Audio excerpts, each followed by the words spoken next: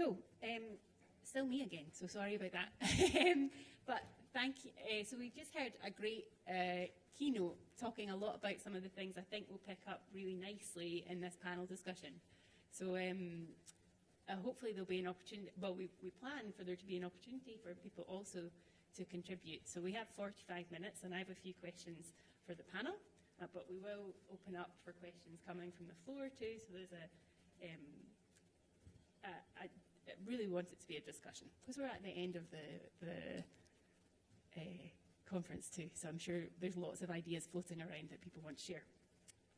I will briefly introduce the panelists, and then I'll give them a first question. So actually I asked them for quite long bios, but I'm not sure that that's in the spirit of what we've decided to do. So I might shorten your bios, if that's okay, slightly. So Patrick O'Hare, sitting to the left of me, is a UKRI Future Leaders Fellow in the Department of Social Anthropology. His research interests centre on recycling economies in Latin America and the themes of labour, waste recycling, infrastructure and plastics. Next to Patrick, we've got Michael Rendon, who's an Assistant Professor of Sociology and Political Science at Fort Lewis College in Durango, Colorado. And his work focused on informal recycling sectors in Catalonia in Spain. And his academic work tries to understand how informal recycling sector dynamics in the global north vary from the global south. We've also, added, but I haven't added to the... So, John decided to, I asked John, and Maria José decided that it would be a good idea if we had John come and join our panel. And John, as you know, yesterday we met him. He's the president of Waste Pickers in Kenya. Is that the right? Yeah. So with apologies to John for not sending him the questions in advance. So he's had about 30 minutes with the questions, but I think it's definitely within his wheelhouse. And then at the end we have María José, who possibly needs no introduction now from the opening event community, but she's an associate professor in Gothenburg. Okay. So my first question for you was around who are the voices of waste workers that or who are the waste workers that you work with? And the panel's about the future of waste work.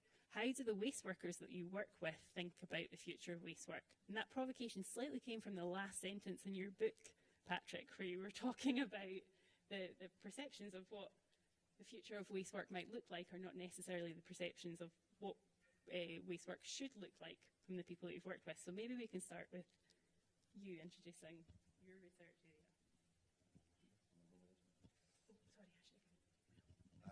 Yeah, so mainly I've worked with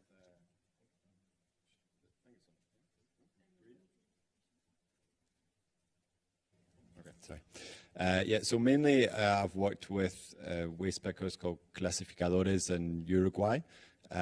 Although, for my doctoral research and for my book, but also worked with different waste pickers in Latin America, and then more recently with the International Alliance, John and others, as part of the plastics treaty negotiations. But mainly I'll kind of talk to some of the perspectives from my research participants in Uruguay, and kind of sort of emphasize the importance of having a diversity of futures, right, with regards to waste work and how important that is, right, that there's not only one particular path, or there shouldn't be, for instance, with regards to formalization of waste work. So in my field site, there's been sort of formalization of about 10% of the waste pickers in Montevideo in recycling plants. Sometimes that was in some ways sort of under duress. Basically, the waste pickers been prohibited from circulating in different parts of the city, waste being enclosed, sites where they work being shut down, and then basically being told, now you can have a job in a recycling plant, which is not to say that some workers haven't embraced that, right? And, that's come with social security benefits, it's come with pensions, it's come with aguinaldo bonuses, it's come with improved sort of health and safety conditions and things like that. So, it's a sort of nuanced question. So some people, and, the turnover in those plants has actually kind of stabilized in the sense of people have sort of stayed in those jobs. Quite a lot of people have stayed in those jobs. However, there are quite a large number who prefer to continue working effectively in the sort of informal sector. Now, obviously, the formal-informal is a binary that has a lot of grey areas, and sometimes it can be useful, and sometimes, you know, we might want to work with things like the popular economy, we might want to work with ideas of precarity, but sometimes it can still be useful. You know, and people choose to remain in the so-called informal sector for a variety of reasons, somewhere between sort of choice and necessity. You know, it may be that they're used to that type of work. It may be that they value the autonomy of bossless work. It may be that they don't want to work in a cooperative. It may be that they can access better materials and higher value materials outside of recycling plants. So there's a sort of variety of reasons. So just as a kind of to kickstart the discussion, I would say it's important that we recognise that there should be a diversity of pathways for waste pickers, and that they should be the ones who choose what type of employment they want to take up. So they shouldn't be forced into plants, but yeah, of course, should be offered opportunities to have a just transition and dignified work in plants. But there should be support for those who remain in the informal sector. And what we really should try to avoid, which unfortunately they haven't managed to do, particularly in Uruguay, is what Manisha was talking about earlier, which is where there's the inclusion of a few and actually the dispossession of a many. And often that dispossession isn't because the materials are then channeled to the few in the recycling plants, but it's because high value materials from industrial and commercial waste streams are actually never reaching waste pickers at all. So I think that's probably enough to get started with. Okay. Do you want to see what it's like in what you see? Yeah, so one of the things Patrick and I talked about last night was maybe it'd be good to talk about, you know, a waste picker is not a waste picker is not a waste picker is not a waste picker. They're all very different depending on the situation. And my work is seeing waste pickers, the differences between global north or global south, or maybe a better way to say it, you know, high-income countries versus low-income countries. So high-income countries, you know, you have these highly mechanized systems, very expensive, very digitized, mechanical for collection and sorting. And most of the waste ends up, if it's not recycled, ends up in landfills that are buried, covered, or incinerated, so people don't have access to them. So they only have access to the resource from the consumer to the collection, somewhere in there. So it's a little bit different. And so they tend to focus on one or two specific products that make money, which is usually paper or metals. And so I ended up working with waste pickers in Barcelona and Granollers in Catalonia, and they were all, the people I worked with were from Africa, mostly from Senegal, and all immigrants. And their big issue is they didn't have legal citizenship. So for them, it's a little bit different. It's not like, you know, we're waste pickers and we're united and we're going to do this. It's more of a means of survival. It's this is the only job I can get.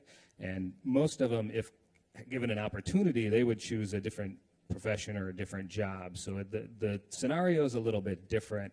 And so I think based on Lucy's question, how do they see the future? They think of it as the resources that we have access to now, are we going to still have access to those in the future? That's their concern. And then a bigger thing for them is they often think of the job as temporary. Like, you know, my hope is to get citizenship one day, or my hope is to be able to move into a different job. And so I think that tends to be how they think of their future at work. Thank you. So first, maybe I would like to mention that the voices of voice speakers is most important that we ourselves, because we basically have like a lot of knowledge of what we really want and how the job we do is supposed to be crafted, and like the realities that we go through. So in Manisha's presentation, you saw something like as a seat at the table, and this is one of the things that we've been very much pursuing, because most of these policies are being made without like the inclusion or incorporation of our voices, and we basically like know how well we want policies that can be reflected to our realities and that can change some of the things that we go through. And we also know that policy has to be or should be like model and influenced by knowledge. and that is the very knowledge that we have accumulated for a very long time. The other thing is about, what was the second question again? The future, oh yeah, the future. The future, I believe that as much as West speakers are very much calling for like formality of the job that we do, most of the times that this has been attempted, we normally experience situations where it is said to be formal, but not really bringing on board all the benefits of formality, like maybe social securities and health. And these are some of the things, these are some of the very massive challenges that we face. So there are a lot of dynamics that play around like the formality and experiences that we want to be changed, and I think that is majorly what we see the future of our work being. Thank you very much. Then it's very little to add here. This is why I was the last one, and we also brought John. But probably one thing we have not mentioned yet, I think we have not spoken enough along the conference, has been how the role of women in waste work. And there were some papers talking about that and how the gendered waste work and this intersection between caste, religion, class, gender, and many other factors. And we can see that there is a hidden role of women in waste work. And we can see that in informal waste work, like quite a lot of the work might extend into the home, in cleaning some of the recyclables, for example, that are collected. But even when it comes to more organized forms of waste work, for example, in cooperatives, women still have a tendency not to occupy leadership positions. So it is quite interesting still to continue nuancing this complexity of waste workers, which is absolutely it's a very large category, extremely heterogeneous, and that comes across many different factors and ideas. And this is why I was discussing with one of the participants here. Very recently, I came across the work of, too late then, to be honest, Silvia Federici. She is an economist, a feminist, and her work about the contribution of women to the processes of commoning.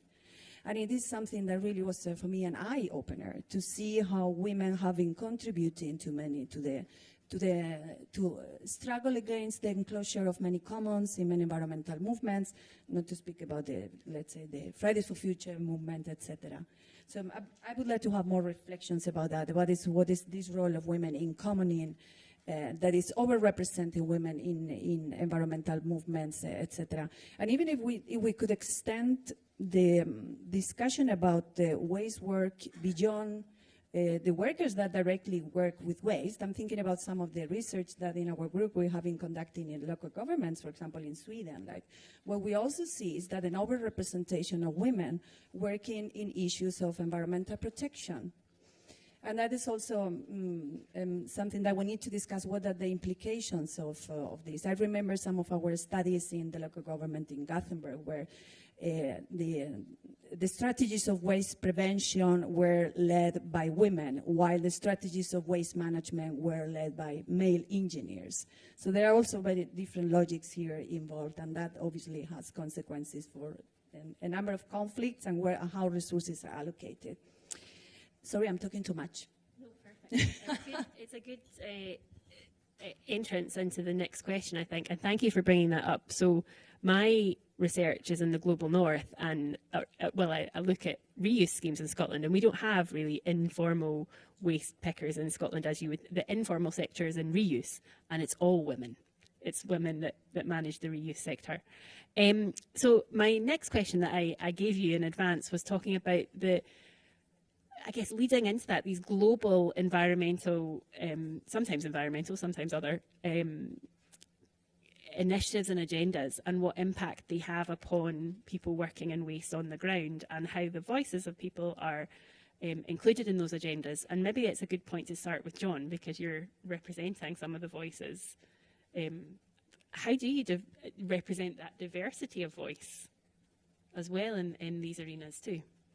I think there's been a lot of challenge with this because, as you know, waste pickers generally have been a very marginalized group. On that marginalization, most of the waste pickers hardly even access like education to like equip them to better engage in such policy-making platforms.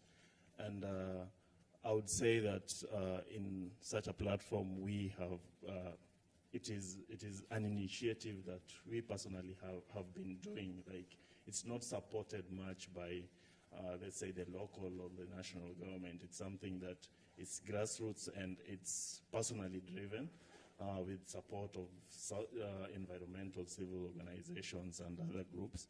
And it's something that has not been easy to also like incorporate our voices in these policy-making processes. And as you know, that these policies are literally what is guiding our realities. And we know for sure that these policies have also been the reason why the living condition and the situation we've been working on has been like the way it has been for so long. And that is why some of us are coming out and trying to change the situation there. So it starts from policy before it comes to action. And that is why I was also trying to reiterate that before like in the academia world, there has to be like some sort of synergy between the practice, which is the waste pickers, and like the general practitioners in the value chain, and policy, because policy should actually be guided by knowledge. And knowledge is mostly like brought between the academia and the practitioner. Patrick, do you want to, because you are the academic, because also going to these international conferences to speak with and on behalf of waste pickers, do you have anything to add to that? Yeah, I suppose that the one kind of first point is that you talk about different scales and how waste pickers' voices are heard at different scales as well. And one of the dynamics we get at the International Plastics Treaty, for instance, is that national representatives can quite often make quite positive statements with regards to waste pickers, actually adopt some of our language, but in the international arena. But then actually at a national level, what they're doing is not particularly good. And, for the case of Uruguay, that was very much the case where, they're an ally in the international arena, but actually what they're doing in terms of a national government in Uruguay is actually quite bad. And it's not necessarily, that, they are different people often, but it's also they think they're doing good in Uruguay, for instance, because they talk about social inclusion of waste pickers. And there's been a lot of kind of pushback against that kind of language of social inclusion. For instance, comrades in Colombia don't want to use it and they're not interested in social inclusion. They say we're already included in these sort of economic change. We don't want social inclusion. We want recognition. We want remuneration. We want service fees. We want to move out the plastics value chain and various things like that. But in terms of working together, I mean, we've sort of have some plans to co-design some research together at various levels. And that can be, I think it's important as well to have social science and people who've worked closely with waste pickers to maybe temper some of the science that's been done in the natural sciences around, for instance, toxicology, right? So you have some scientists who want to do toxicological reports and investigations and research around dump sites. But those who've worked with waste pickers will know that quite often that information can be used against waste pickers and actually into the result in the closure of sites and a failure to provide an alternative livelihood and living, right? So you have to be kind of very careful about co-designing research and making sure that that is research that doesn't harm waste pickers and actually does some good as well. So what I would really like to hear, Michael, is what the people that you're working with don't see themselves as having a long-term involvement in the sector. And I'm wondering if that changes how they're then interacting with these international agendas or even local agendas. And do they see politics as part of waste work in what they're doing?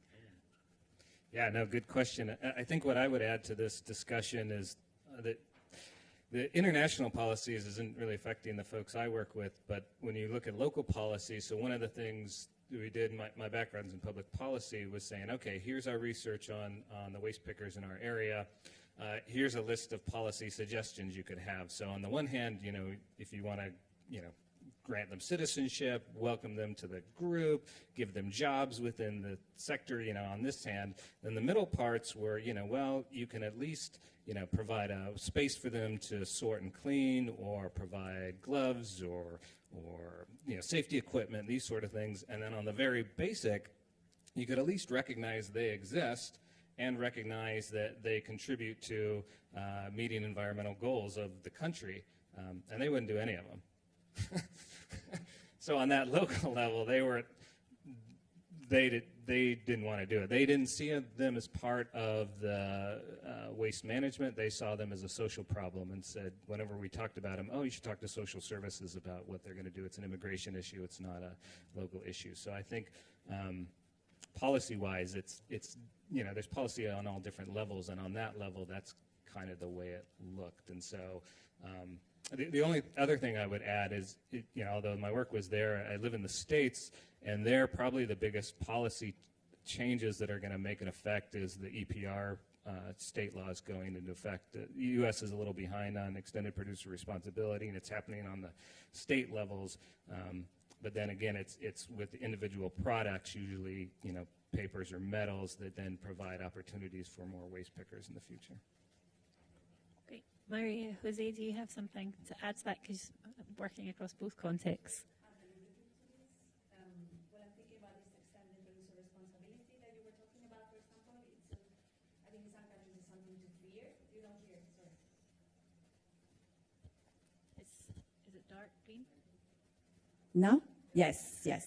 This extended producer responsibility, I think, schemes in many countries it is something to fear. But generally, I think that is the feeling of many waste pickers and waste pickers organizations. When the state comes, it's better to hide. And this is why many organizations choose to keep their activities illegible so they can continue conducting their work. So probably the solutions for the future come more from the bottom up. And this is what we have seen, I think, in the work of it was Rosalind Fredrickson in Dakar, for example, how the creation of the unionization of the waste picker movement, or like in Argentina, for example, the creation of this federation of the popular economy movement, as well as these are new alternative forms of organizing workers that the traditional trade unions have not been able to capture. So that it's kind of the way I see the future, and answering to the first question that you asked. Sorry to come back to that. No, but I think it's a really nice question to lead to the final question before we open to the floor, which I asked you, which was about, is there possibilities of having multiple futures of waste work? So multiple different agendas for waste workers, or different paths that waste workers see. Kind of coming back to what you said at the beginning, Patrick. And it a little bit links to the question that I've already asked Manisha about contestation between different visions about waste work too. Do you think there's a future, does the future include lots of different ways of waste work? And how might we support, or what conditions are needed to support that?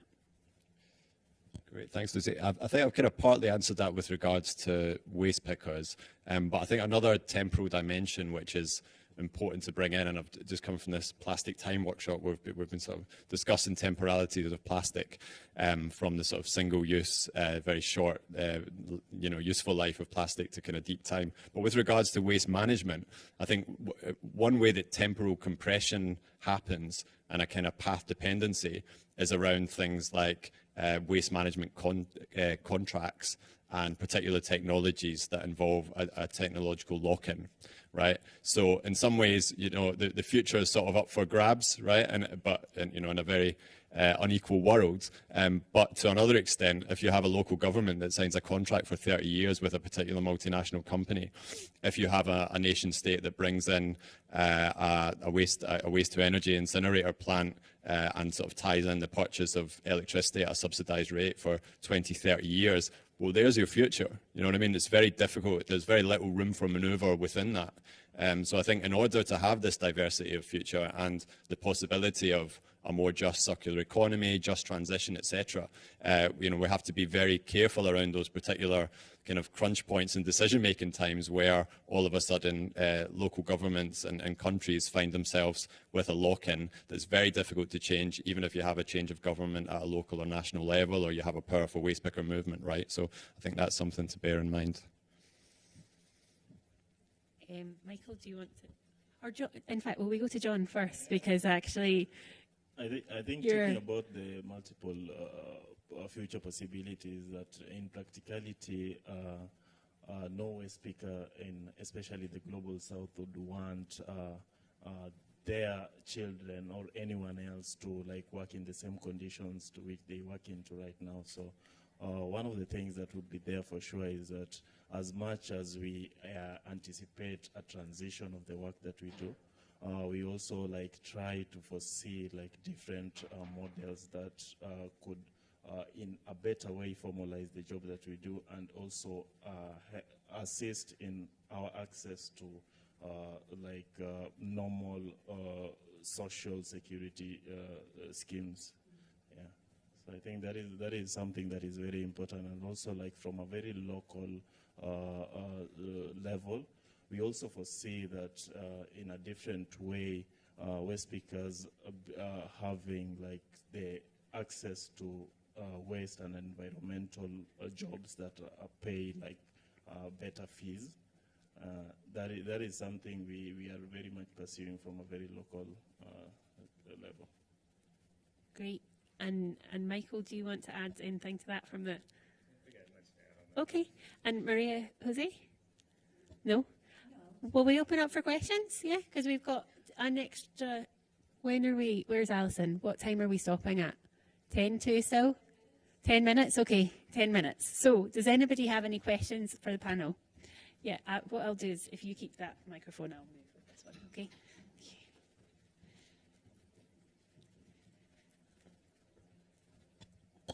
Thank you.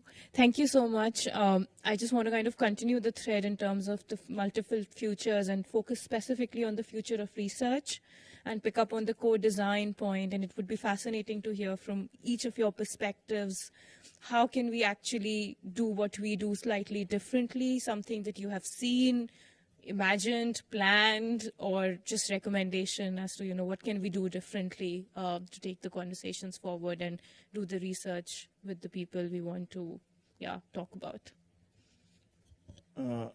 Personally, I think what I've seen and experienced that most academia or research work could do differently, especially in the line of my work, would be best to come literally to experience what we do. For instance, I've seen Maria, Patrick, and Patrick O'Hare literally coming and living with waste pickers to experience firsthand the job and lives that we do. So I think it brings a kind of a broader picture of what we go through and our realities for sure. Thank you. And I think supporting peer-to-peer knowledge exchange, it's a very interesting experience, like how you were mentioning before that there's a lot of knowledge that comes from your profession. So how can we facilitate the exchange and of these innovations that come from below, and this knowledge? It could be one of our roles to co-produce research projects together from the very beginning, from the definition of the problem in itself, to involve practitioners in the collection of data, in analyzing and discussing things, to involve practitioners and waste workers as you, John, in the documentation, through, for example, of this participatory video taking techniques that you've been part of, and in a way also to work in networks, to be able to exchange this knowledge across different contexts and to learn from each other. Yeah, I'd say a couple of things. One, I think as academics, we should talk about waste a lot. I set up my own class, Talking Trash, it's called, on my campus, and You know, I had students that it's a 4-year undergraduate degree, and they were all seniors and said nobody's brought up waste at all in any of the environmental classes I have, and they're all environmental majors. So talking about trash, and probably like you guys, if you're probably like me, you're the trash person on campus. So, you know, other professors, oh, come in and talk about waste perspective, and then I'm the waste guy speaking in my community, and you know, I'm the trashy guy, and that's I think we need to do that so people at least think about waste, start talking about it, making it an issue. And then on the other hand, I agree with John. Some of it is working with waste pickers or you know, whoever you're advocating for or with, to see what they want, but then asking them what they need. I think my own research is going to be focused more on policy solutions. You know, what do you need? What kind of policy answers are you looking for? Do you want global best practices? Do you want regional best practices? And something that's useful. That's, you know, not just, oh, that's an interesting thought, but how can it actually make a difference? Thanks. Yeah, I'll just give a couple of examples, I suppose, from my own research and practice as well. So recently, I managed to get some grant funding to take on to build a research team, and one of those postdocs will be sort of carrying out research with and for the International Alliance of Waste Pickers in the context of the Plastics Pollution Treaty. So, you know, obviously recognizing waste pickers as important knowledge holders and, you know, co-participants and designers of research, but also asking, well, what kind of knowledge and scientific expertise do you need? And it might not be anthropological knowledge in this instance. It may be that we need an economist, it may be that we need a geographer. So just kind of facilitating some of the flow of funds and expertise to waste pickers and their organizations is important.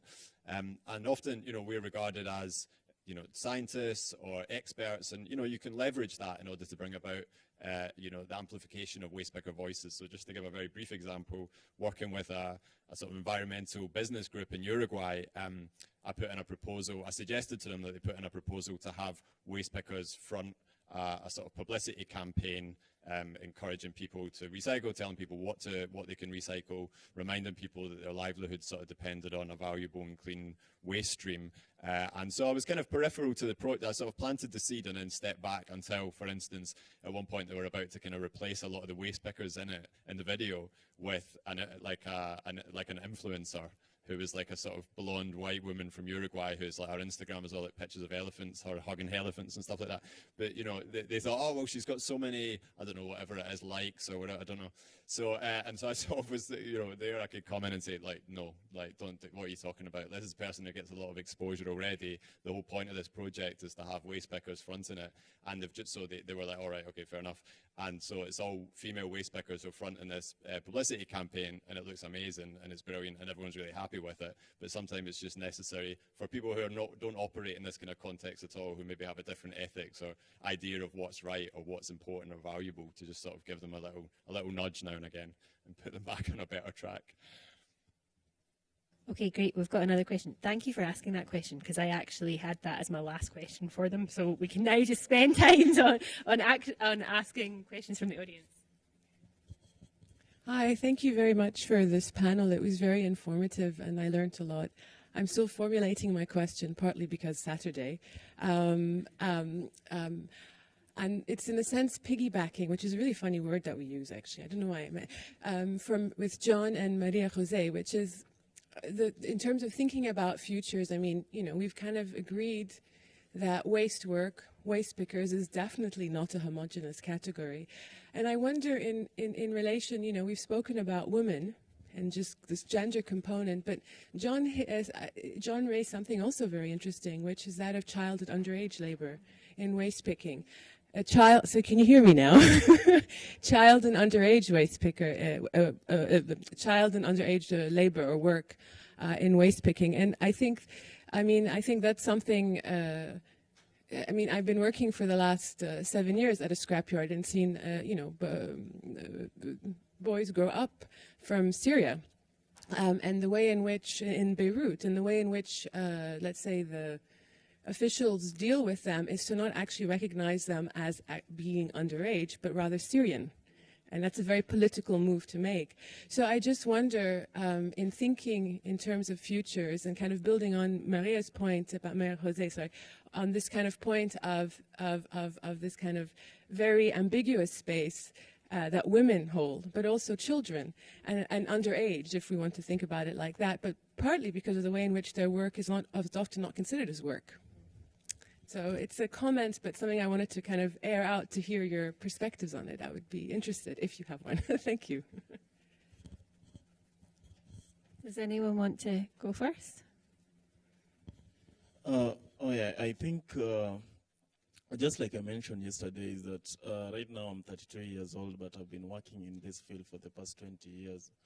You can do the math and already know how early I started working, and most of my colleagues were, my age mates were also working already in the dump site. And this is still happening up to date because it's, one, there's a lot of that social stigma, and there's also very multiple challenges that West Pickers are encountering at different fronts. There's also that aspect of like literally no care from maybe the government or any administrative institution. Most of, like, for example, the West Pickers working in the biggest dump in Nairobi, that is Dandora, most families, like thousands of families, already live in the dump site and like literally work from there. And no one like literally chooses to work in a dump. Some of us are born in the dump because of like financial situations and then end up just working there. And most of this is like driven with the course of like looking for living in a situation where you have to like sort for money to eat, like hand-to-mouth situation where you have to like work to get something to eat for the day. And I think this is the situation where most of us end up like find ourselves being at. And these are some of the things that we are very much trying to change, and especially from my end and from what my members like expect me to be advocating for. Like I already also mentioned that from, especially from the global south, to access most of like some social things like education is not something so easy for someone coming from a very poor background can afford. And we end up being in a situation where like most of us don't literally access even education to properly engage or properly qualify to be in a formal job or employment. So most of the West Pickers end up like living within the same poverty cycle, which is a very big like disadvantage to us. And those are some of the things that we are trying to change from like a policy level to also like bring to notice like the integral role we've been playing and the historic debt that the world like owes the job that we've been doing. You want to add something? I'm thinking that it's, as you're saying, it's a very ambiguous situation, and we put in an impossible situation as well to, for example, women. Kids are attached to the mother, and they and if they want, and we on one hand we recognize the right of children to be children, and on the other hand these children live in poverty. So, and we have seen, and I'm reading some papers, for example, in the case of Argentina, where women bring in their kids in the public sphere for performing this waste work, are hardly criticized because they are bringing the kids with them. But they are also part of their productive work, and they bring together the reproductive work as well. So this is when women are, in a way, criminalized for this double role we usually have in most parts of the world. It's also a result of judging from a Western category what's happening in other parts of the world and in different cultures. Yeah. Well, what I was going to say kind of adds on, very sort of specifically to that actually, because recently I was with the Natalia, the national cartonera wastepicker MP in Argentina, and one of the things that they've done in Argentina as part of the MAT is to actually, in various cooperatives, is to create sort of creches, right, in their recycling centres, and be able to pay people when they're either working, classifying in a plant, or they're going out onto the streets to collect materials. They've managed to secure public funds in order to staff a creche where their children are looked after. So, I think, again, it just sort of shows where waste pickers are involved in the decision making. They can come up with solutions that are actually useful and helpful for them and enable them to carry on working and for their kids to be looked after, and not necessarily out in the streets waste picking with them. Thank you. We've got time for one more question. So you've got the last. Oh, wow. No pressure. I'll do my best. Thank you all for all these points. A couple of things that came to mind when I was hearing you. First is that I think women waste pickers have been more and more visibilized, and in the global policy discussion, the delegations are very balanced. So that's also something to really celebrate, especially leadership from Latin America. Another thing that came to mind when you were talking about co-construction, co-building of research is also like beyond the topic and what's framed and what the outcomes are, is also, I think, a really important way forward in this just transition conversation is to treat waste picker representatives like you would treat any other academic person. With the same level of respect, with the same level of material conditions for them to participate in that kind of work. We've been very well treated here, by the way. But at the same time, John is here and is not, it's not on a payroll. So there is a really long extra mile for waste picker leaders to actually get their voice heard in these spaces. And to come back to what Michael was saying at the very start, like, you don't get into organizing as a waste picker like because it's just what you do. You do it because you have the spirit of organizing, you have the leadership skills. It's not something you necessarily think about when you start doing it for a living. And I guess my last point, which is also a question, I would love to hear your thoughts about the more we visualize this work, the more interest comes in, and the more we start wanting to formalize the informal, with the risk of privatization. And you named it, Maria, with the EPR conversation. So how much do you already see that playing out in the work you do? This like corporate capture of the waste picker image, that as a step just before corporate capture of their actual income. I'll come in quickly since I've got the mic. I mean, what I've kind of written about this and the kind of dangers of visibilization. So, for instance, at the landfill in Montevideo, there's an agreement between the municipality and the waste pickers that anytime the press comes, all the waste pickers leave, and then they come back in the next day because they know that kind of visibilization of their being there is going to put pressure on the municipality to then eject them. And so there's a kind of informal agreement there. Knowledge, recognition of waste pickers as knowledge holders. I mean, in the UN space, I think one way to do that is talk about them and include them as sort of local knowledge holders. So alongside sort of indigenous knowledge, scientific knowledge, and local knowledge, and kind of formalize it in that way. Yeah, no, I think it's an excellent question, because you, especially like the WTO or these sorts of groups, they say, well, if you want to industrialize, then you have to look like the developed nations. And so if you want to switch to a good waste system, then you have to do it the way they do it, with these highly mechanized systems and digitalization and et cetera. And it's a real fear because, one, it's extremely expensive, that not everyone can do it, and number two, it's not working. I mean, you look at our rates in the wealthy countries, as was talked about previously, there's the waste colonization. We're shipping all of our waste anyway. you know, and in average, you know, recovery rates is 30%.